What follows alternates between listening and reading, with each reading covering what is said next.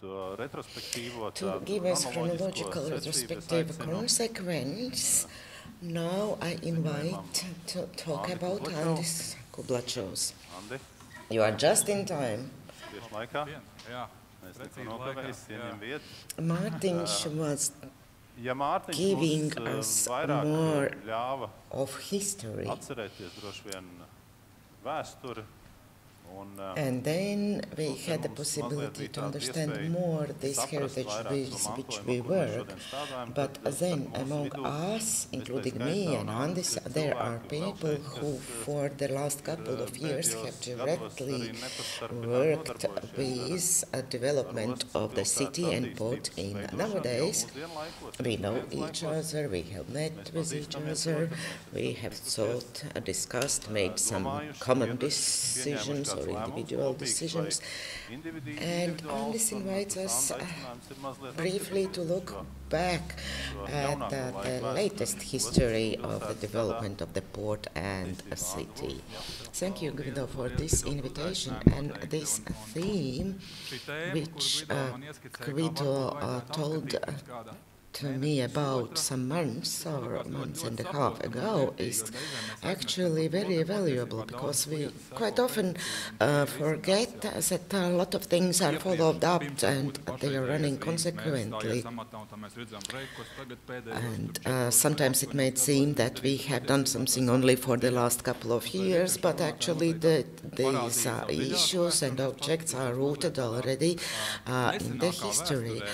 Guido and me, we are not so old, but in fact the city development plans that would end this year and where very controversial ideas were elaborated was actually approved in 2006, and we were actively working on it during the period from 2003 till 2006.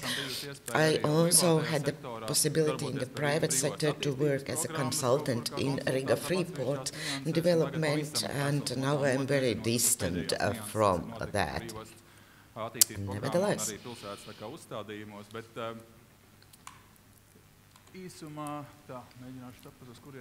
shortly about the city. So, how far can we develop it? What is development? Do we need it? Riga Center is so nice. Why should we change it? Especially when number of inhabitants is decreasing. But in fact, we need this development mentally in the space, visually, functionally. And one urbanist half a century ago stated what is a city and how it should be perceived. I am just emphasizing the last phrase for that statement, that the control of the development and growth of the city can be only partial. There is no end result, it's just on continuous consequence of phases. Before 2006, Plan 2006, which we called Riga Development Plan 2006, was Riga Development Plan 1995 till 2005. That was developed under the management of Andris Roze and was really presented like a very nice and beautiful plan, ideal plan, but something was failing there. Yes, and there was no territorial planning culture, ideas what to do, how to do, also concerning the port. But if you look at the map, northern end of Kunziņsala, what is that? Yes, there were interesting ideas about city development and construction aspects, but not particularly the port, where it should be located or where it will be located. Here you see economical development map, where you see the territories of the port marked in blue dark, dark blue, but in fact we can see that already then it was recommended to change the borders of the port. But it wasn't until 2006, according to the Cabinet of Ministers 2001, a document that the borders were like these, they were not flexible. And there were really interesting ideas, like the Dienvidu pier or southern pier in the Daugavgrīva. There was some expansion planned in Andresala and in Kunzinsala, but these ideas changed in next development plans. What is the problem with the plan of 1995?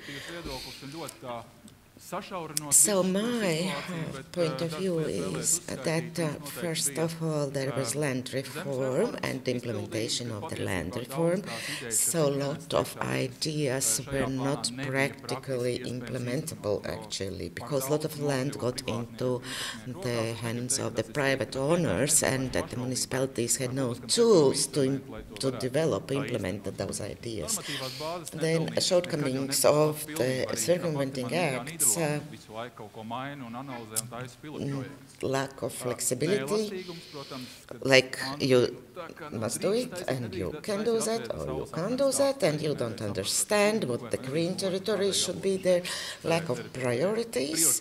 Even experts from United Nations indicated that in 2004, like you want everything and you have money for everything, but you don't have it, and so then we were also a bit scared of the word or term lobbying.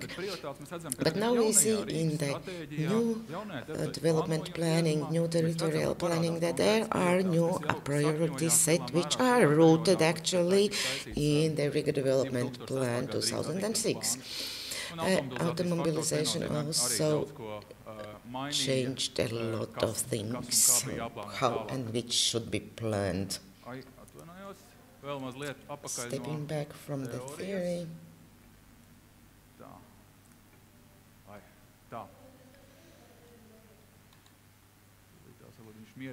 there are some technical issues, but what are the driving forces of urban development? Urban planning guru Peter Hall said that there are four driving forces: money, power, creativity, and commitment. And that is what we lack very often, especially if we want to look for a longer period than the classical 4 years, which is always offered. Why do I mention that in relation with the period 2003 and 2006, what we could do? We had a very good team, really, that was enthusiastic, and the driving force for the development plan then was actually based on ideals, age 25 till 40, who didn't have so much experience in planning in Soviet times, in previous time, but they were quite enthusiastic.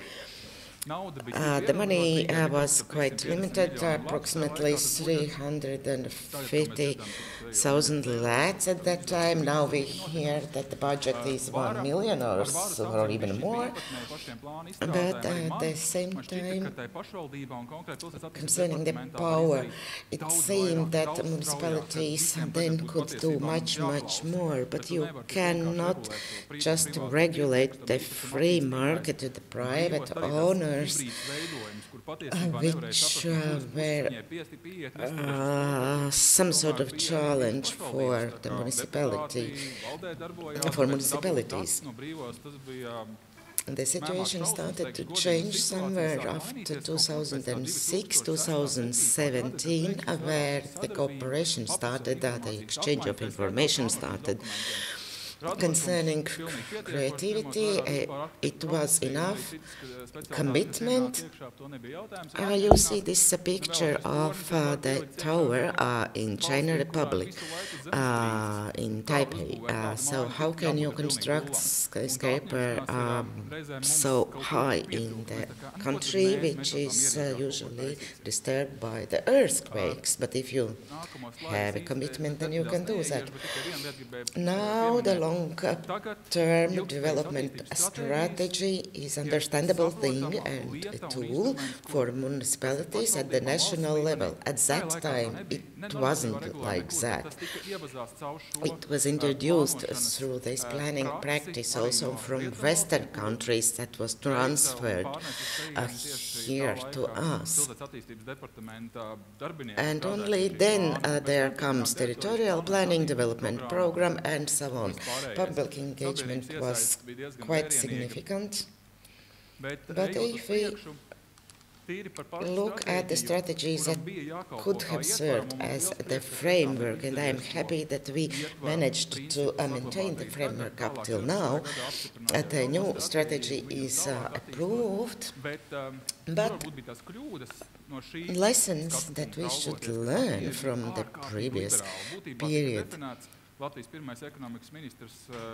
Savatiņš, the first economic minister of Latvia, said Riga is a possibility for everyone. If you have money, you can implement your ideas.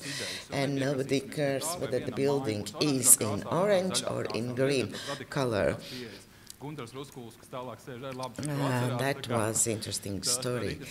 And at that time, it seemed that it's the right approach. If we are more flexible, if we act with more ideas, then it would be great. But right now, we see that it was quite vague and extreme plan. And then next is economical development tendencies. There were a lot of individual activities, like people were going to the Riga Planning Department saying, I need this zoning and this zoning, and then the clerks answered, okay, let's do it like that. We are flexible and there is no lobbying going on. But actually, you know, people sometimes felt like coming to the development department that they actually worked there. Ideological topicalities of the urban planning. And there were guidelines. We had to look at the different experience from abroad, from development tendencies in Oslo, development tendencies in Copenhagen. But we couldn't understand which is a reference point from which to start. We were trying to find the balance between creating space for the city and at the same time developing objects that give profit. If again we talk with Kunziņsala, it was already included in 1995. So what to do with it? There is a community living there. And it was outside the port territory. Right now, it is like in the territory of the port. Here on the slide with the red color are emphasized the issues concerning the port. The one idea was that the territories of the port should be more squeezed, more dense, that we should give preference to brownfields maybe, and already urbanized territories, and they're revitalizing. Then that Riga should not expand outside, but go inside. That we have to grant land for construction near to transport hubs. At the same time, continuing internal development of the city. There were 14 guidelines that were as a foundation for the territory planning development plan. Lobbying is still there, and I am happy about that. In this plan, everything was not worked out in detail, but in the next was what to do with waterfronts, how to develop them, how to use water objects.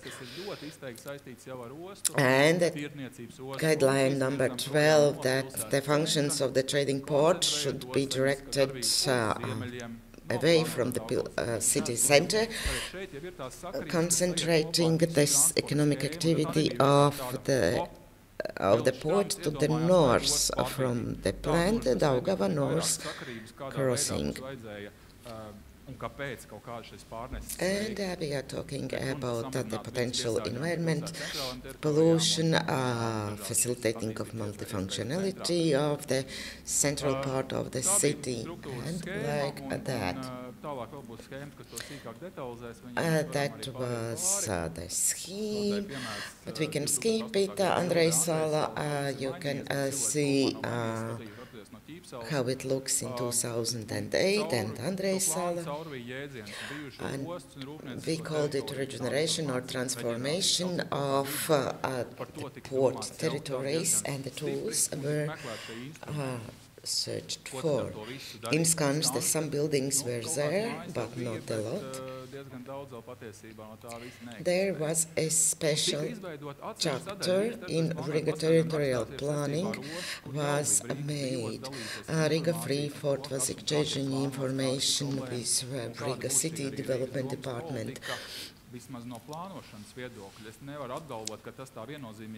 And there were some 10, I guess, clauses, let's say, or items that were included there that really testifies about the cooperation. In the territory of the port, there should such objects be used which are related with functioning of the port. Spilva Meadows, how far can you relate with functioning of the port? Andrejs or Andrei Osta, what to do there or not? Maybe to create new maritime terminal in Hypsala, in Veisala, not only Andrejs Sala.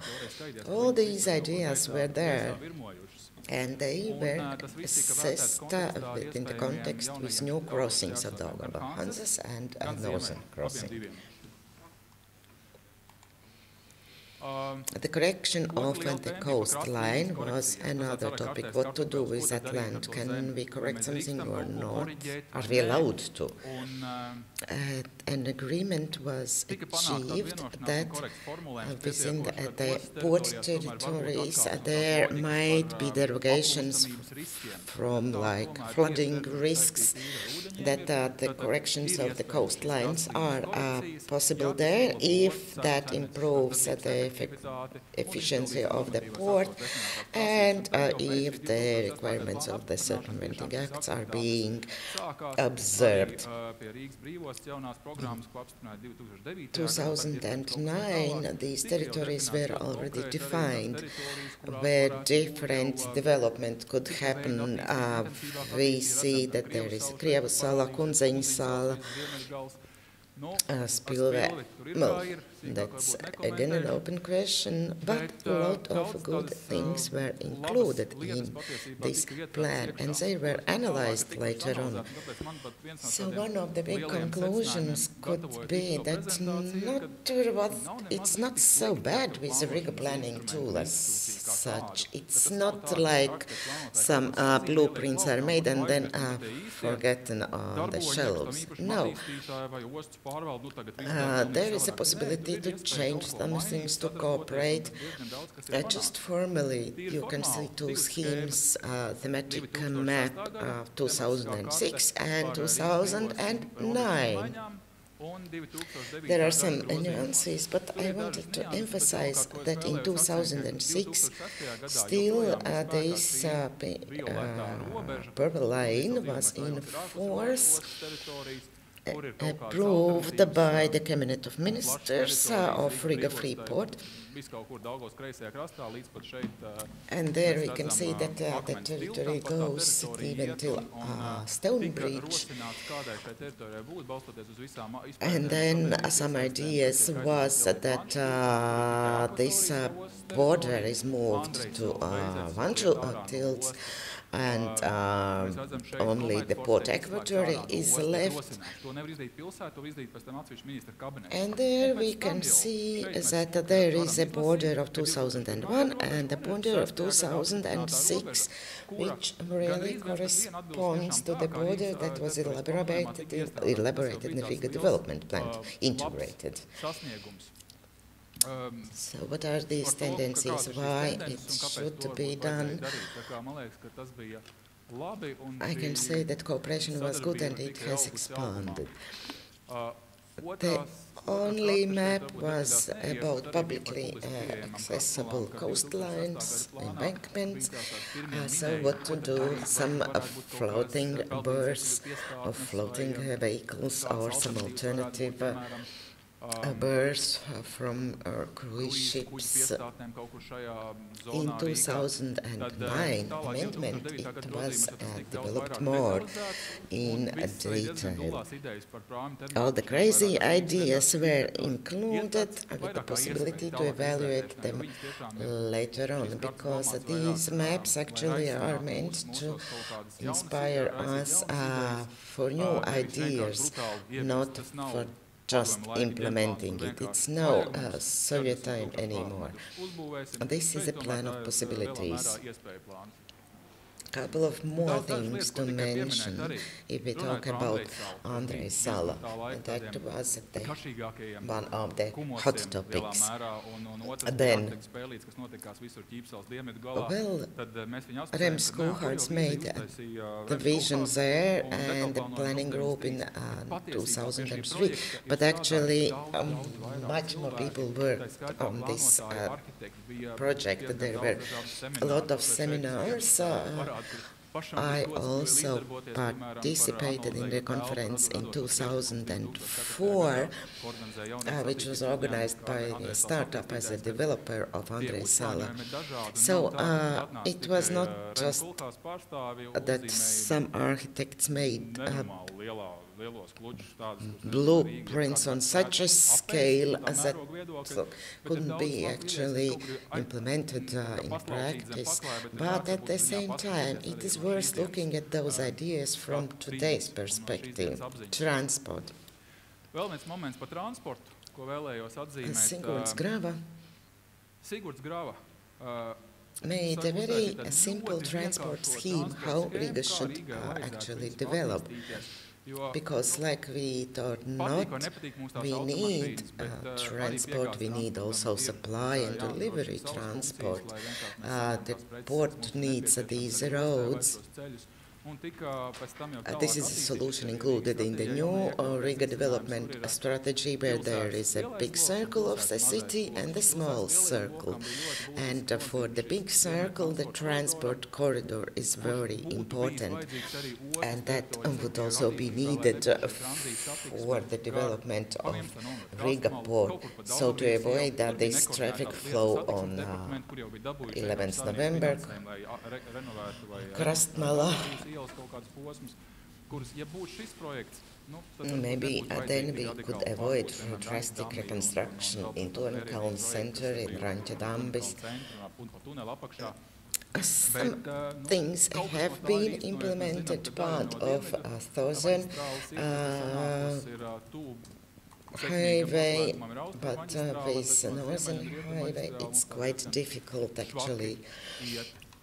One more visualization showing how far the project was carried out, like a facilitator for reflection how to develop the port territory further on. Legally, this is still the version which is approved by Riga municipality as the one to be implemented. A lot of time was spent on technical feasibility studies. And for example, in order to be able to receive big cruise ships and ferries, for example, in Andrei Uosta, there should be those high bridges where the distance from the water is 58 meters. Well, that's quite interesting. I cannot really accept that myself. Nevertheless, such ideas are there, and according to logics, it could be implemented. On another hand, that the tunnel may be one of the solutions. This visualization from Porto city, that's maybe quite natural to Porto, but not to us. So on this reflection, what was done, why it was done, what failed, what succeeded, I really like this map after approval of the development plan in 2006, where we really tried to define what Riga wants to do as the municipality with its own resources, with the EU fundings, which is priority, which could be left to self-development. This was the part